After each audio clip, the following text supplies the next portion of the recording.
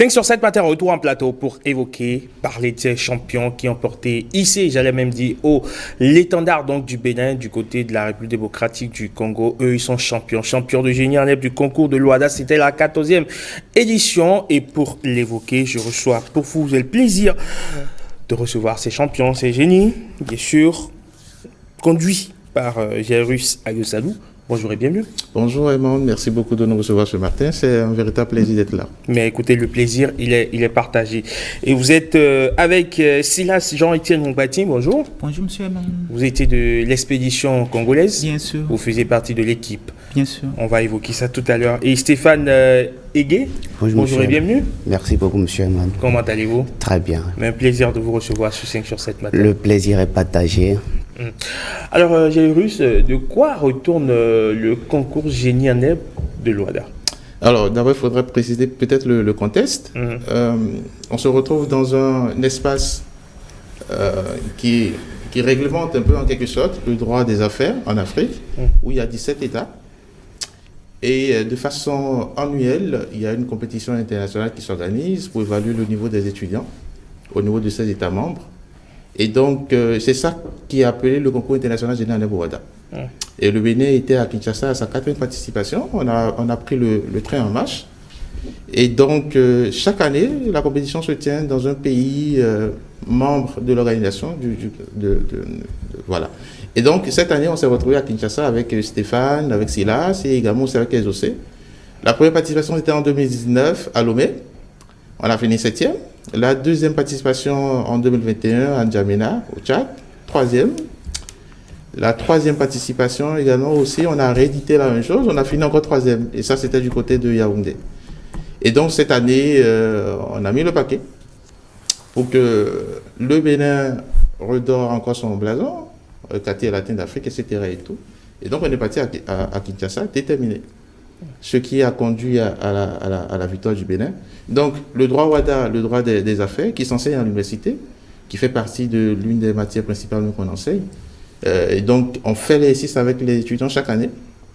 Au début, ils sont toujours à peu près 200 dans tout le Bénin qu'on sélectionne, qu'on évalue, qu'on entraîne, et voilà. Et en fin de compte, on prend 3 pour aller représenter le Bénin. Et donc, c'est dans ce contexte qu'on est parti à Kinshasa le 7 octobre dernier. Et on s'est retrouvé dans une poule où il y avait la Côte d'Ivoire, le Congo, où on a fini premier de la poule. Ensuite, on a rencontré les Burkinabés en demi-finale. Et on a remporté également aussi la manche finale. Et finalement, on s'est retrouvé en finale et on était opposé au Mali, qui est l'équipe championne d'ailleurs en titre. Ça a été un match assez intense, houleux, des plaidoiries de haut niveau, devant le vice-président de la CCJA. Ça vous dit la qualité, également aussi l'intensité de ce que cela a été à Kinshasa. C'était un truc extraordinaire et ma foi, les enfants m'ont fait plaisir. Ils ont fait également aussi plaisir au Bénin. Et puis voilà, je pense qu'on a l'obligation de révéler le Bénin dans toutes les disciplines nécessaires. Encore qu'on paie beaucoup au foot, je sais que vous êtes amateur de foot. Bon, nous on a essayé quand même de faire plaisir au Bénin en remportant également aussi cette compétition. Et on est très satisfait. D'ailleurs, le garde des Sceaux les a reçus même à Kinshasa, puisqu'il était également aussi de passage. Et bon, voilà. C'est un peu dans ce contexte que ça s'est passé à Kinshasa. Et on vous remercie encore de nous recevoir sur votre plateau. Ben, écoutez, c'est pour nous un devoir de mettre en lumière ces champions qui portent l'étendard du Bénin, que ce soit dans toutes les disciplines. Notre devoir, notre obligation est de faire voir aux téléspectateurs toutes ces personnes qui font la fierté du Bénin. Et parmi elles, justement, Silas Jean-Étienne Mombati, vous étiez du côté de Kinshasa. Racontez-nous comment ça s'est passé là-bas. Alors, déjà, il y a une phase ici qui consiste à la présélection, comme M. Jairus l'a si bien dit. Kinshasa, disons que c'était un peu une pression. Pression d'autant plus que le Bénin n'avait jamais gagné la compétition en 4 participations. Et donc, on portait cette pression-là en nous. Et quand on n'arrivait même pas à parler, on n'arrivait même pas à parler avec les autres participants au concours. Et donc, première journée, on avait fait les tirages au sort. Le Bénin s'est retrouvé avec la Côte d'Ivoire, le Congo, comme l'a dit. Et bon, ma foi... Le Congo qui jouait à domicile. Bon, le Congo-Brazzaville. D'accord, l'autre Congo. RDC, voilà. D'accord. La Côte d'Ivoire, enfin, qui nous a un peu mis les bâtons dans les roues, sinon ça allait jusque-là. Ensuite, le Burkina. Et la finale, c'était vraiment palpitante parce que le Mali, M. Jarus ne l'a pas dit, est le champion sortant. D'accord. Il avait gagné l'année passée. Donc, on s'était dit qu'on allait tout faire, que c'était le match de notre vie. Et bon, la phrase pour traduire ça, c'était quoi? Que la nation pesait. Bien sûr. Voilà, donc on a tout fait, on a gagné. C'était une fierté pour nous, une vraie fierté. Et je la porte toujours en moi. Très bien. Alors, monsieur Egué, c'est bien cela. Comment est-ce que vous avez pu gérer la pression d'un résultat positif? Merci beaucoup, monsieur le journaliste. La pression, de toutes les façons, nous savons que quand vous participez à un challenge de ce genre, il y a toujours cette petite peur qui vous habite.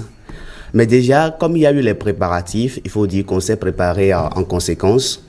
On a beaucoup travaillé au pays avant de partir, ce qui faisait que, au-delà de la pression qui, de toutes les façons, devait exister, on avait cependant cette assurance que nous avons l'essentiel. Nous sommes partis pour gagner. Donc, on avait ce mental de vainqueur avant de partir. Ce qui faisait que, certes, pression, mais quelque part, il y a cette conviction très ferme que nous sommes partis pour revenir avec le trophée. Donc, la gestion du stress, on a considéré que c'était de l'ordre du normal. Et puis, on a fait avec. Et puis, comment est-ce qu'on s'aguerrit pour ce genre de compétition? On bûche tout ce qui est bouquin, tout ce qui est document, tout ce qui est cours, tout ce qui est racontez-nous tout. Non, le droit d'abord, c'est suffisamment de la méthode. C'est vrai, on a appris au thème comme mon camarade l'a décrit tout à l'heure. Il y a une phase à l'interne. D'accord. Une longue et exigeante phase nationale qui a permis de choisir définitivement les 3 personnes qui doivent représenter le Bénin. Alors, pour parvenir à la finale de cette phase, nécessairement, vous avez beaucoup lu. Nécessairement, vous vous êtes exercé suffisamment à la plaidoirie. Alors, une fois qu'on a constitué l'équipe, les 3 membres de l'équipe, il y a eu beaucoup de personnes, des professionnels chevronnés, des avocats, des magistrats et même des universitaires qui nous ont accompagnés. Forcément, il y a eu des exercices de plaidoirie et on vous dit, écoutez, on ne plaide pas de cette façon. Quand vous le faites ainsi, ce n'est pas convaincant. Vous pouvez mettre un peu de... Voilà. Donc, on a eu cet accompagnement avec des professionnels. Je veux par exemple dire un merci à Maître Olga Nassidé, à Maître Marc Zinzidoré et beaucoup d'autres, le président Romuald Benou et autres, qui nous ont accompagnés dans ce processus. Alors, quand vous travaillez d'abord sur la manière de plaider, maintenant, il y a aussi les actes uniformes, parce qu'il ne s'agit pas uniquement de plaider, il s'agit de composer également. Là, les aînés qui, on vous l'a dit, nous ont précédés et qui ont tiré les leçons de leurs faiblesses, nous ont fait profiter des expériences qui ont été les leurs. Donc, nous, on s'est servi de leurs faiblesses. Je veux par exemple nommer Audrey Rondécon, Tayo Onio Kiton, qui nous ont permis quand même de suffisamment réviser les 10 actes uniformes de l'OADA. Et donc, à l'arrivée, on était parti avec l'essentiel des actes uniformes dans la tête, avec une capacité de persuasion, de convaincre, on va dire. Et à l'arrivée, le job a été fait. Vous êtes étudiant à l'Université d'Abomey-Calavi ou? Oui, je suis en Master 2 à la chaire UNESCO des droits de la personne et de la démocratie de l'Université d'Abomey-Calavi. D'accord. Et vous? Titulaire d'une licence en droit privé à la faculté de droit de l'Université d'Abomey-Calavi. D'accord. Et on va suivre cette vidéo qui marque, on va dire, la proclamation des résultats. J'ai envie de vous revoir à nouveau, de vous voir en télé, comme on dit. D'accord. Allez, on va voir tout ça. Oui, d'abord. Cela étant, après en avoir délibéré. Monsieur le Président, c'est mon micro. On n'entend pas bien.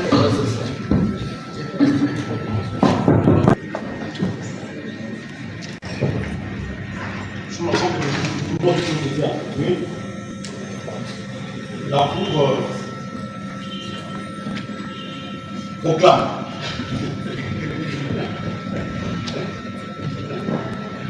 Comme vainqueur de l'épreuve de génie en l'air international d'Ouada, avec 346,86 points.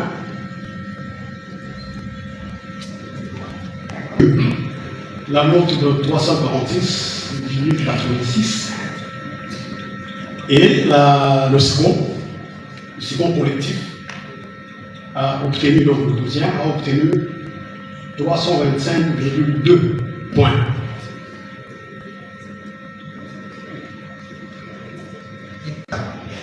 Et après en avoir délibéré suivant les règlements de procédure, et proclamé comme vainqueur du 14e concours international de génie en herbe 33 Ouada, l'équipe de la République du Bénin.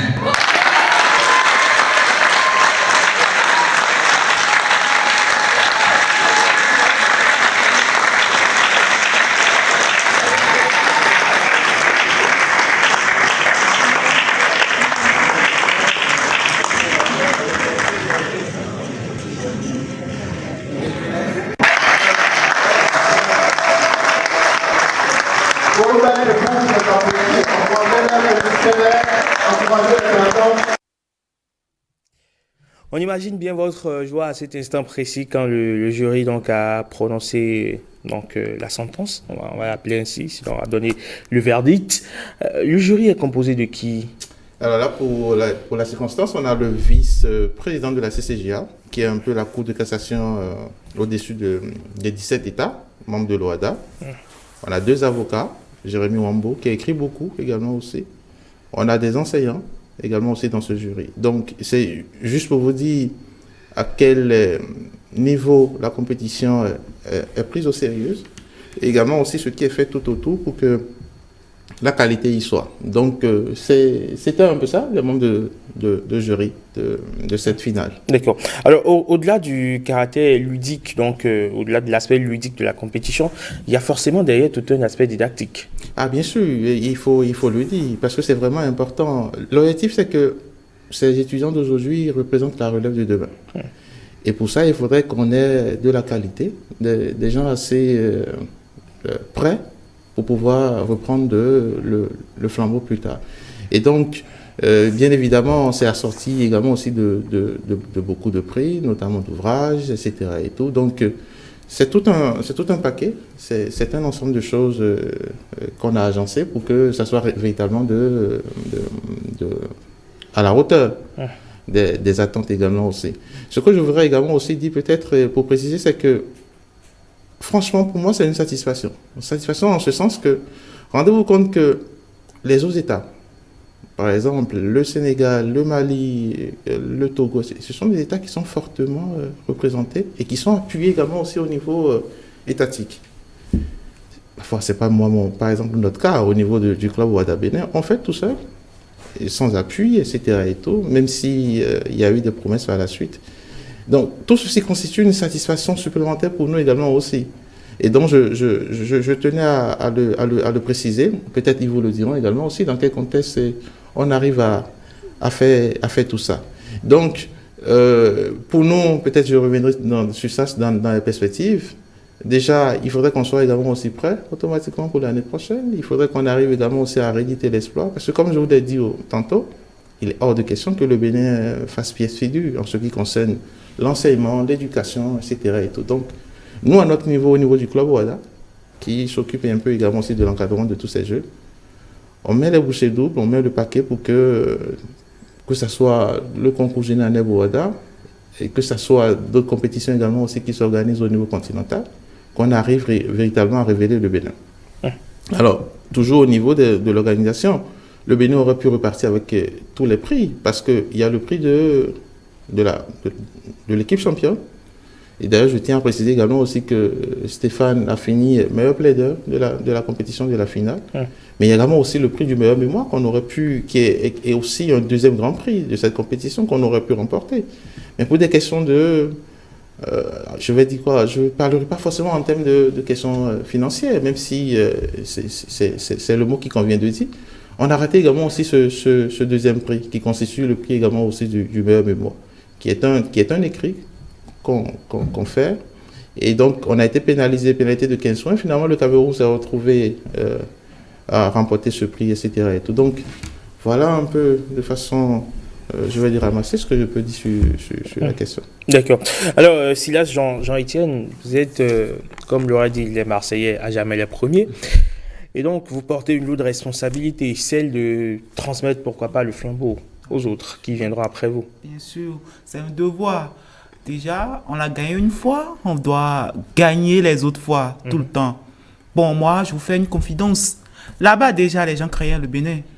Ici, au Bénin, on ne voit pas vraiment la portée de ce qu'on représente à l'international. Mais en termes d'intellect, en termes de, je sais pas, d'études, vraiment, le Bénin a un niveau donné. Moi, j'ai eu la chance de discuter avec des Maliens, des Togolais, des Tchadiens. Ils s'attendaient vraiment au Bénin. Et donc, bon, on va le faire, comme le dit M. Jarus tout le temps. On a gagné une fois, on va gagner les autres fois tout le temps. Et donc, on va se charger de transmettre le savoir, nos méthodes, nos acquis aux futurs représentants du Bénin. Et je crois bien la prochaine phase, c'est Abidjan. Abidjan, en Côte d'Ivoire, voilà. D'accord. Alors, Stéphane, c'est bon, hein, on est champion, on peut aller dormir tranquille, n'est-ce pas? Mais c'est bon. Non, on ne dort pas sur ses On peut lauriers. dormir tranquille. Non, nous n'allons pas dormir sur nos lauriers. Déjà, le coordonnateur l'a dit, nous sommes déjà à pied d'œuvre pour que... Parce qu'il ne suffit pas de gagner une fois, nous avons envie de conserver le titre, nous avons envie de... Parce que déjà, on n'avait même pas fini quand le coordonnateur du Burkina nous promettait que déjà l'année prochaine, ils vont faire tomber le Bénin. Alors, vous vous rendez compte que c'est une bataille intellectuelle continue. Déjà, nous, on est en train de faire du maximum pour que ce qu'on nous a transmis, nous puissions également le transmettre à nos successeurs, pour que déjà la formation soit également de qualité pour eux. Ce qu'on nous a enseigné en matière de plaidoirie, en matière d'acte uniforme, en matière de connaissance de façon plus générale, nous puissions transmettre cela également à ceux qui viennent. Donc le travail, nous préparons déjà, nous sommes à pied d'œuvre pour que le titre soit conservé. Très bien. Allez, la phase d'Abidjan, c'est quand et quelles sont les perspectives? Alors, ça sera en octobre prochain, octobre-septembre 2024. Et les perspectives au plan national, c'est d'arriver, parce que là, on a juste 200 étudiants sur lesquels on arrive à travailler chaque année, c'est d'arriver à peut-être atteindre les 1000. Parce qu'en première année à l'université d'Abou et Calavi, ils sont déjà 3000. Donc, les perspectives, c'est d'arriver à emblaver tout le territoire béninois en ce qui concerne cette compétition. Et également aussi, comme ils l'ont su bien dit, c'est de revenir toujours avec ce trophée. Et franchement, merci beaucoup de nous recevoir ce matin. C'est pas évident. Et d'ailleurs, je vous invite le vendredi prochain à 17h à Golden Tulip, où on fera peut-être une conférence de presse et partager peut-être une réjouissance pour fêter la victoire. Très bien. Merci beaucoup à vous, Jarus Agosalouzet, donc le coordinateur, l'encadreur de ces jeunes qui représentent fièrement, vaillamment le drapeau béninois. Merci également à vous, donc, Sila Jean-Étienne Oukwati, vous faites partie de l'équipe, et Stéphane Egué, qui était également sur ce plateau. J'ai vu une dame sur l'image ici. Ezosé Hessou. Elle fait partie également de l'équipe. On va pas quand même mettre ça sous boisseau. C'est très important de rappeler qu'il y avait une dame parmi vous. On va pas faire quand même... oui, elle s'appelle Exaucé Hessou. On va pas faire du matisme. Non, elle s'appelle Exaucé Hessou. Elle a brillamment représenté le Bénin. Elle aurait pu être sur ce plateau ce matin. Ah, bien sûr. C'est pas gentil quand même. On aurait pu... Bon. La prochaine fois. D'accord. En plus, c'est la plus jeune de la compétition. Elle a que 17 ans. Elle est en deuxième année. Voilà. En tout cas, je me fais le devoir donc, de l'inviter personnellement ici sur 5 sur 7 matin pour parler évidemment, pourquoi pas, de ce concours et de sa passion pour le droit. Allez, voilà. Merci beaucoup, messieurs. On vous souhaite beaucoup de courage et continuez par briller, continuez par porter très haut le drapeau béninois. Merci. Vous passez une excellente journée du mercredi. Merci, allez, pareil à vous. 5 sur 7 matin, il est l'heure après on installer le débat matinal, le forum de discussion. Les francs-parleurs du mercredi sont déjà là. À tout de suite.